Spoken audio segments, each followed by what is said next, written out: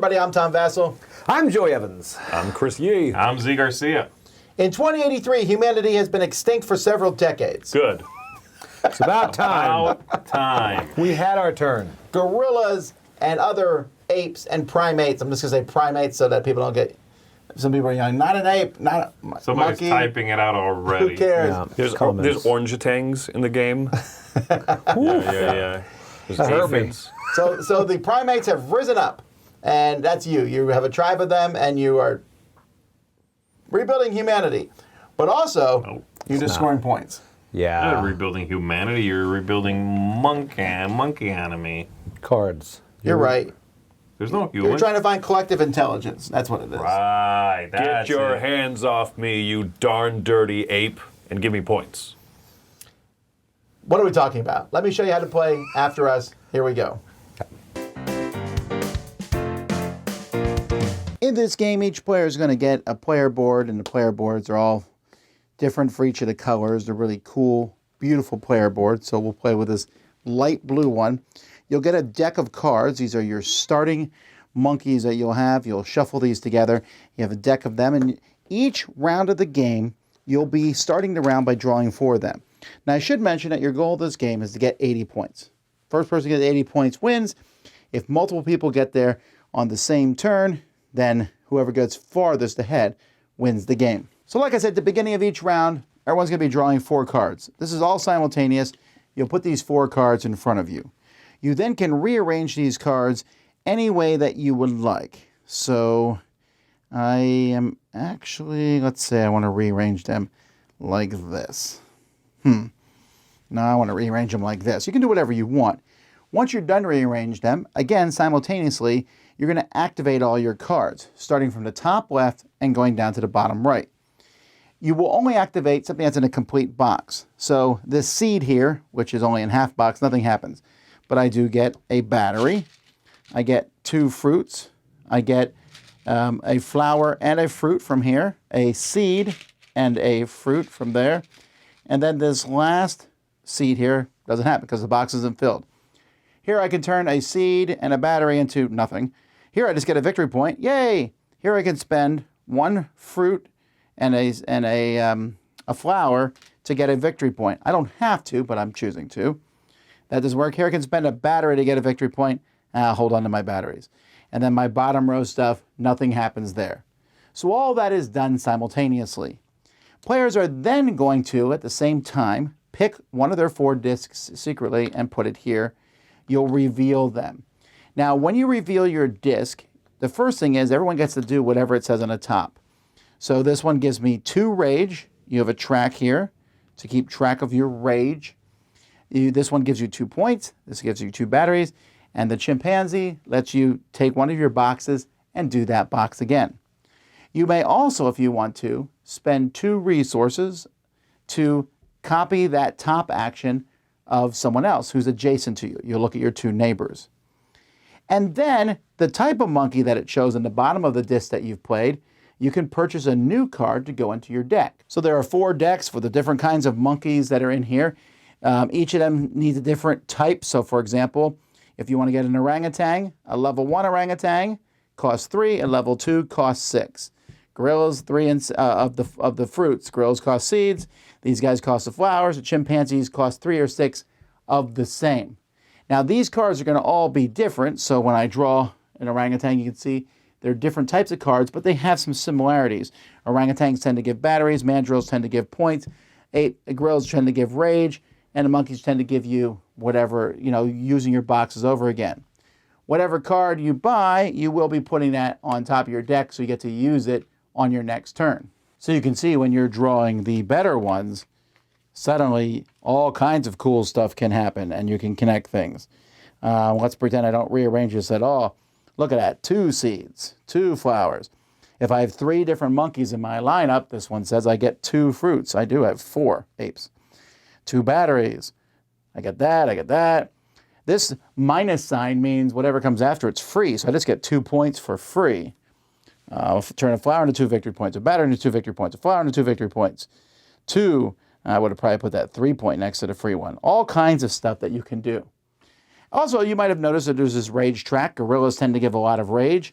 At any point, you can spend 4 rage to cull something that's in front of you here. So at the beginning, you're culling some of these monkeys that you start with, and when you get rid of them with rage, it'll give you like a resource.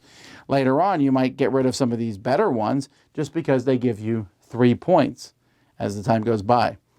That's pretty much it. I've showed you the whole game. You're just going to keep going and going until someone gets 80 points. There's one last thing, and that's with batteries. Next to the board, you have 3 items, and there are more than 3 items included in the game, but you only play with 3 each game. You can just pick which ones you're going to use.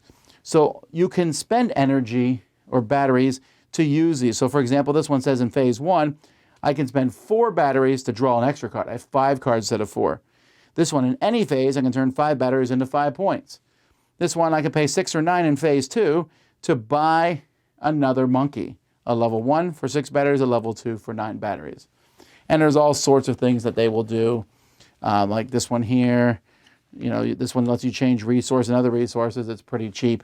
And you can pick the ones you play with or start. Anyway, that's it. It's a race to 80 points. First one there is the winner. I love the art in this game. Vincent Dutrait did a fantastic job. Vincent Dutrait knocked it out of the park yet again. I am convinced, I said this before, I'll say it again, that they went to Vincent Dutrait and they said, what do you want to draw? He was like, you know, I love monkeys. I have a thing for apes and various monkey kinds. And they said, yeah, we can make that work. And by that we mean there's no theme here.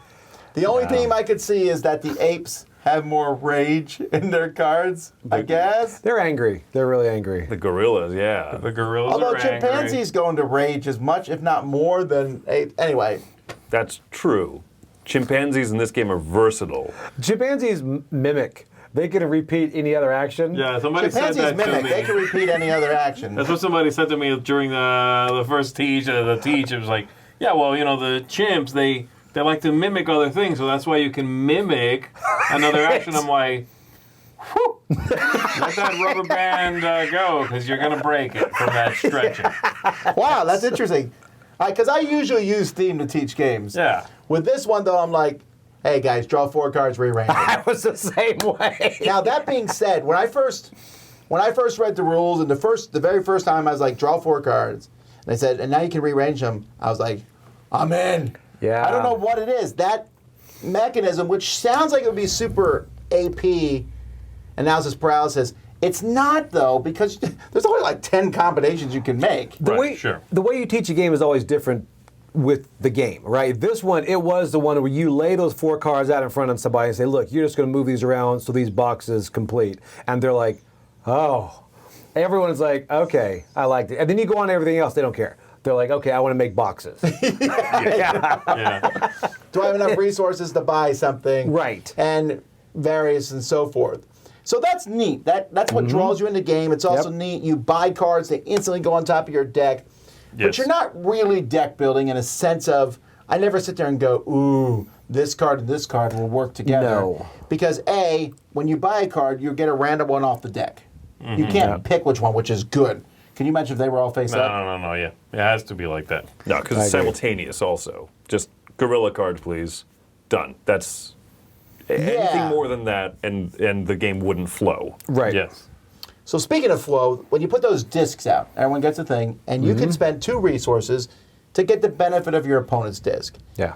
If they had cut that rule from the game, I wouldn't be upset. It doesn't add a whole lot. It's a little. It's there. That rule's in the game so that if someone says this game has no player interaction, you go, but that, because that is it. That is literally it. I feel like it was an afterthought where they're like, oh, you don't really talk to each other. Well, there's a token. Wait, what? Yeah, this one. Because nothing else matters. Like if I'm like, I did an orangutan, if everyone else did an orangutan, it doesn't matter. We can all buy orangutans. There's a lot of, again, multiplayer solitaire. Yes. As it is often, looked down upon in our hobby here, doesn't normally bother me. But to be fair, it's not normally this multiplayer solitaire. Like, this is really like, I never have to look up for the rest of the game again. once I start. Except to say, is everyone done? Because I'm ready to flip cards. Yeah. Like I look up and I'm like, oh, yeah, I'm good to go. Draw 4. Arrange them. I take everything. I make all my conversions. I pick a token. I flip. Like I don't have to deal with you people at all. And I'm usually good about staying in the phase. You know, this is one that I'm so involved in what I'm doing. I'm like, oh, I'm on phase 3. What are you guys on? Oh, okay, I'll wait. Because you are kind of doing I your own would thing. do that too. Like everyone's buying their monkey at the end, and everyone's starting to do it, and I'm like, well, I guess I can start. Why not? Yeah. It doesn't affect anyone else. No, it doesn't. Right. No, it's weird. I don't know how to describe why it doesn't bother me, even though I completely accept the fact that, I don't know, when I'm playing and sometimes a person has a token flipped up early and they're like, oh, I'm sorry. And you're like, doesn't matter. Yeah, I know. Right. Oh, yeah, let me hide it. Yeah, it's to me the game felt a little bit like the second half of Furnace, where you're firing things off Yeah. without what I think is the really brilliant and kind of new part of Furnace, which is we bid on things, and if I bid the highest, I win the thing. If you're below that bid, you get a return. You get something. So sometimes I know you're winning something. I don't even try to outbid you. I just underbid, and I'm going to get a little reward. Great. It's very smart. Lots of interaction. And then the second half, I stop looking at everyone, and I just fire off my machine. Boop, boop, boop, boop. Right. This is just that second half. Over and over and over and over until somebody gets to 80 points and you're like, you won. The game's over. Okay. Now, see, everything Z said is totally accurate. But for some reason, I keep gravitating to play it again. I probably played it 4 or 5 times at East. And even I was like, at first, I'm like, this is broken. You know, the guy that hits the point section the most is going to win the game. Then I'm like, let me see if it's broken. And then I find out it's not as broken as I thought. I'm like, I can balance these out. And I end up keep playing it for that puzzle where I'm like, I'm not a solitaire player, but it didn't bother me as much as I thought. I realize it, yes. But I like that different arrangement and then I found out there are certain cards that give you a free action. I'm like, what? If I get this free one, then I have the chimp that can repeat it again. I'm like, oh, this is great. Yeah, so little combinations, I enjoy the puzzle. It's really a puzzle game for me. You can't really control the puzzle because you're top decking cards. Right. And then you get 4 random ones. So the deck building, you were kind of alluding to, they're not really being deck building. Well, you can also rage them out of your deck. Get out. Yeah, sure. But it's like, normally if in a deck building game, you're trying to make, you're formulating a plan while you're playing the game. I'm going to get this card because I know I have one that if I connect these two, the box is really going to be something I can utilize. It's a smart combo. There's no such thing. You get what you get. You do the best you can. It's incredibly tactical. But then also there's a randomness of what 4 cards show up, because if you're rolling, I mean, you're getting like 20 points, and then those 4 starter cards show up in a row, and you're like, ugh. Yeah, there's that comes out a lot. Which I appreciate that the game, despite having all of those, and I'm going to call them flaws, right? Because I think they are. I think they are little hindrances to it. They are intentional so that the game is quick. Yes. So that you can just say, shuffle them up, play again. Right. And there are fun little elements of control. The Gorilla Rage, taking cards out of your deck. Good. Yeah. The equipment on the side that you can spend the batteries for. Also really good. I like the one, it's one of those that I'll always hope it's in the random assortment of the equipment, the one that lets you spend batteries to draw a 5th card. Oh, I know. It's I amazing. love that one. I love that one because you have a bum 4 cards. Like That is randomly in all games I play. Yeah, I know. that's what I mean. It's randomly in there because I like that so much. As one little extra bit of mitigation. Do I go for batteries? Do I go for that? It gives me some direction, some nice choices to make, even though it's 100% tactical. Right. Yeah. I am not bothered by the lack of player interaction because it's just this game. Sometimes I don't mind that. Sometimes I don't mind that in a specific game, and the game is pretty quick, so it doesn't matter too much. Sometimes it bothers me more in games. The only part where it can bother me a little bit here is I hope everyone is playing properly. Right. Because when we're playing, even then I'd be like, I got 4 points.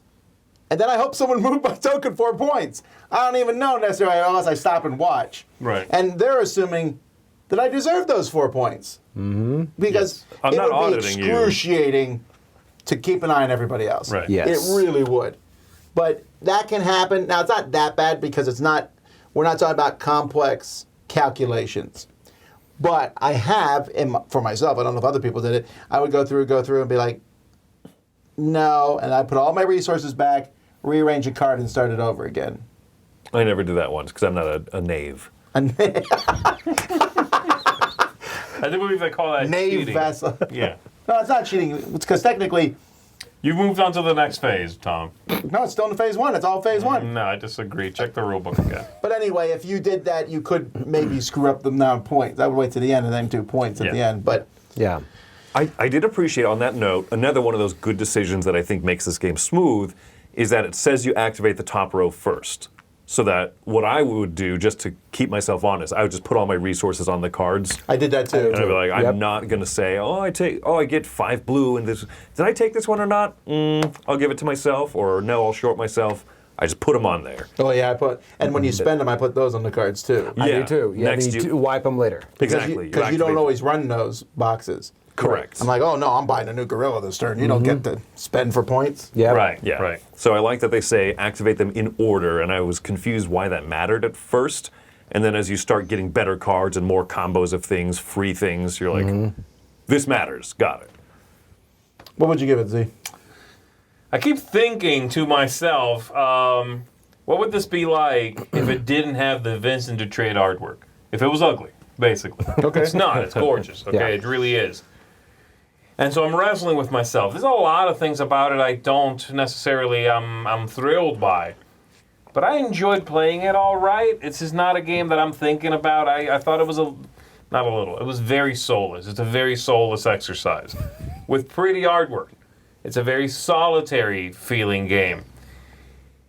I'm split between a 6 and a 7, so I'm going to split it right down the middle. It's a 6.5 for me. Okay. It's That's actually higher than I thought you would say. yeah, it's not one I'm gonna it's not one I'm seeking out. It's not one I'm thinking about. If you bring it out, I'll be like, yeah, I'll play this exercise. But it feels like solving Sudoku for me, which I also enjoy and do it almost nightly. But it's not a thing I'm necessarily thinking about while I'm not doing it, you know? And it's certainly not I need to invite people to do with me. So that's kind of how that feels to me, you know? It gets a little bump, I will say, from being so attractive. It's a nice looking game. I don't think I'd be as high if it didn't look this good, if it didn't look good at all. I'll play it with you, but I don't feel comfortable going any higher than that. I thought it was pretty soulless. Chris? I'm coming in at an 8. I like it a lot. It is a bit of an exercise, I suppose, as you describe it, kind of like solving a Sudoku. Okay, which one of these is best? But there are those moments where it does come to life for me, where sometimes the cards arrange themselves. They're obvious, and other times you go, ooh, these on the end, or do I slide this over? And that's kind of when the game comes to life for me. Also, when I get to yell, random Planet of the Apes references and such. I think people have fun with that. They don't. People love me. I'm not the only one doing it. I don't know. Like you said, it's a very attractive package, and it makes people think, just have fun. So even though I'm playing here, my own little world, we're having a shared experience a bit, which is why I think an 8 is kind of the highest I can go with it. Super smooth, super fun. Even playing it for the first time at 5 people didn't become unwieldy. I wasn't sitting there dragging too long as you're waiting for one person to go, but I would absolutely play this at 2 players at home, just boom, boom, boom, you done? Next round, boom, boom, boom, you done? Next round. I think that would be such a good experience. Okay. I'm also giving it an 8. I really enjoyed it a lot. I can't give it higher because I do want some interaction, but I'll tell you, the little hits I get as I'm just going through the cards, I'm like, yes, more, ooh. Spend some points. Now I get to buy a card. Like, there's nothing bad. It's all good. Even the rage, you're like, yeah, get out my deck, you stupid little monkey. Make room for the ape. I don't know. And then machines, I like using them, spending energy. So I get to do a lot of little fun things. But yeah, if you said, hey, we're playing this with 2 players or playing it with 4, it would mean nothing to me. It's the same. Yes. Yeah, I'm actually coming in, and I was looking at 8.5 or 8, but what is keeping me from 8.5 is the lack of play interaction. I do love the game a lot. I'm coming in at an 8 because I enjoy it, and it's not just there. I think there are good decisions in there. At the beginning, you're like, do I spend these for points, or do I wait to get that 3? And then you're like, well, do I wait to get a tier 2 card, a 6? Or do Yes, I go 'cause they're ahead amazing. and then you have the card that you can actually buy a second card for. If you have like 8 batteries, you can get another level 2 or whatever. And it's like, oh man. So there are all these decisions and you want to play it. I found myself on a journey of playing it once. It was fine. Then going back, I'm like, I want to try this a bit more. And you keep going back to it. You're like, I'm going to buy more level 2s of this. There's a lot to the game, and I really, really appreciate this. And the fact that all those decisions pack into 45 minutes. That's incredible. I also like how fast you can teach the game. That's the biggest I thing. love that. I could teach this game in 5 minutes to people. Which is why at East, I'd be like, I'll teach you, extra spot? I'll go ahead and sit down and play with you. I got pulled into so many of those games. Yeah, I really enjoy this game a lot. Well, there you go, folks. That is After Us. Until next time, I'm Tom. I'm Joey. I'm Chris. I'm Z. We'll see you next time.